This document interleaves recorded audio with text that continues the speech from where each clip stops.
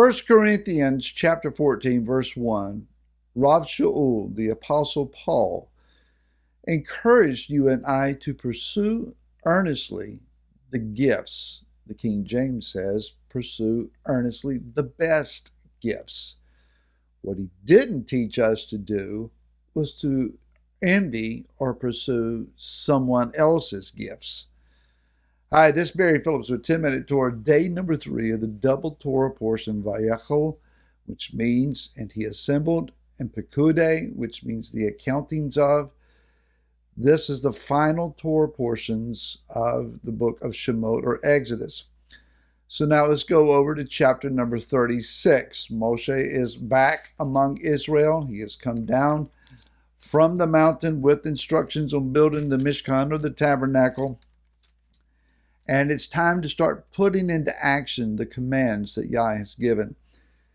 In chapter 36, verse 1, and Bezalel and Holiav, and every wise-hearted man in whom Yahweh has given wisdom and understanding to know how to do all the work for the service of the set-apart place, shall do according to all that Yahweh has commanded. Now, when Yah first mentions to Moshe these two particular young men, he is on Mount Sinai, and Yah says in chapter 31, verse 1, Yahweh spoke to Moshe, saying, See, I have called by name Bezalel, son of Uri, son of Hur, of the tribe of Yehudah, and I have filled him with the spirit of Elohim. Notice that, the spirit of Elohim, in wisdom and in understanding and in knowledge and in all work. What is interesting here, at least to me, is that the gifting or the level of understanding and calling that Bezalel and Oliav are walking in seems to be higher than even that which Moshe is walking in. Let me explain. This can be a little bit deep, but hang with me. I think everybody can grasp this from the beginner all the way up to the one a little more seasoned in Torah study. In the book of Ezekiel, chapter number 1, the prophet sees 4 heavens. Now, there are teachings about various numbers of heavens. We won't get into all of that. But for the sake of today's study, let's consider 4. And instead of doing 4 this way, let's turn it this way in understanding various levels, if we will. Level number 1, you can see the first heaven by going outdoors and looking up and seeing a blue sky. At least it is here today. The sun, or at night, the sun, the moon, the stars. That's level number 1. It's a natural heaven. Level number 2, the rabbinical understanding of level 2 is that it is the realm of angels, demons, and souls. Let me try to explain. In Daniel chapter number 10, Daniel is fasting. He's praying. He's been 21 days doing so.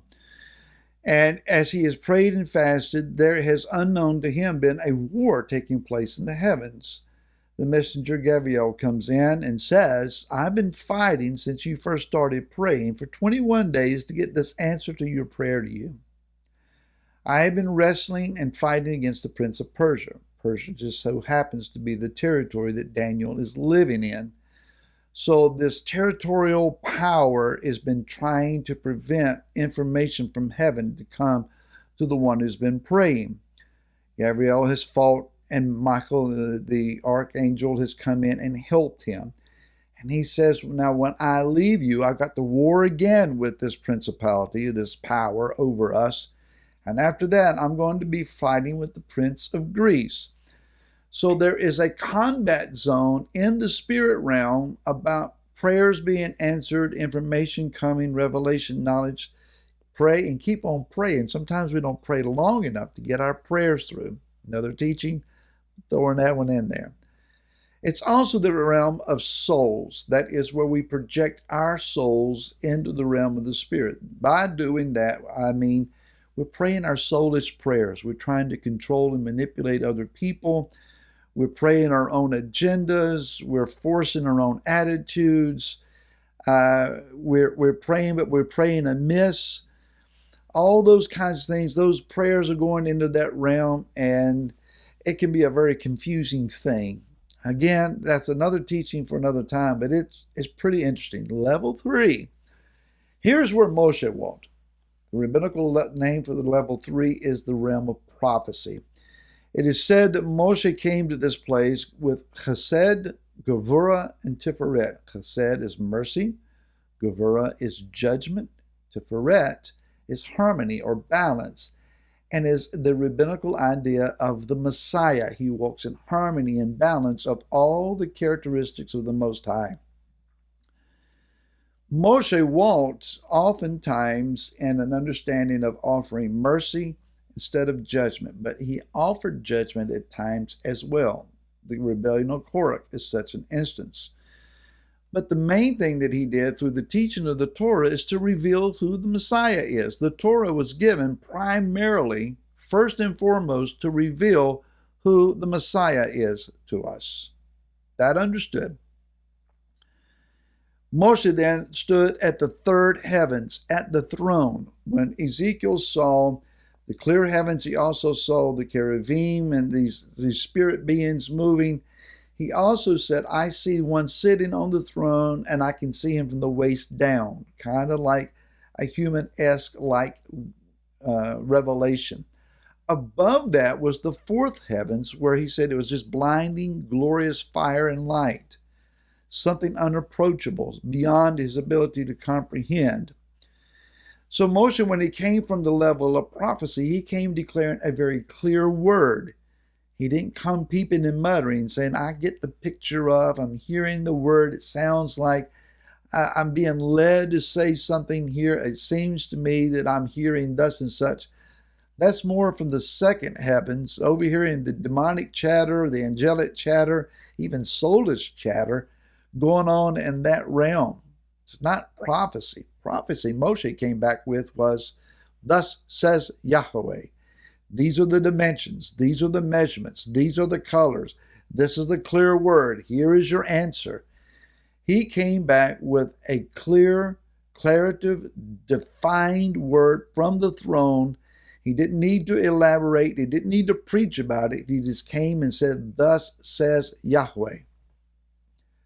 Level 4 is where the giftings or the characteristics of Yah that are mentioned with these two young men are found.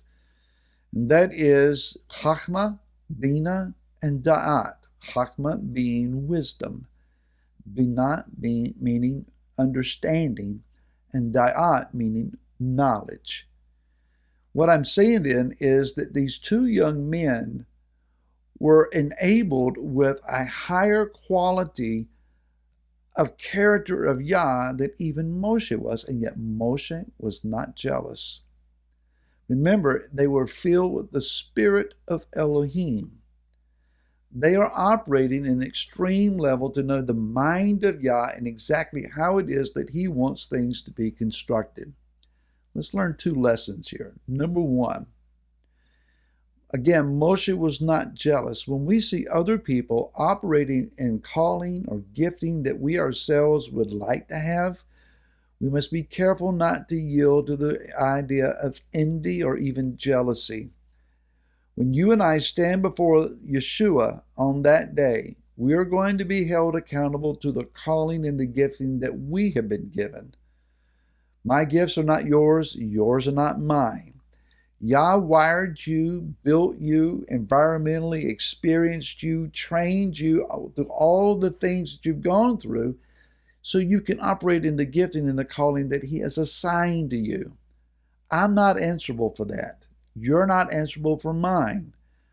But to the level that we obeyed and used what was entrusted to us, there we are going to be blessed and benefited when we enter into the kingdom and held to account. The second thing is when you see someone that is perhaps younger than yourself, less experienced, and they're beginning to exhibit the same qualities and callings that maybe you have experienced yourself, walk alongside them. I encourage you, ask them, what's going on? I see these things in you. What's going on in your mind? How are you approaching this? What's the Father saying to you? How can I agree with you in prayer to see you develop these things? May I share my experience in these same areas with you? I'd like to walk with you. Try to groom, encourage, and lift them up higher than you yourself have ever been. And for that, we just may receive a crown. More on these things tomorrow. Until then, shalom.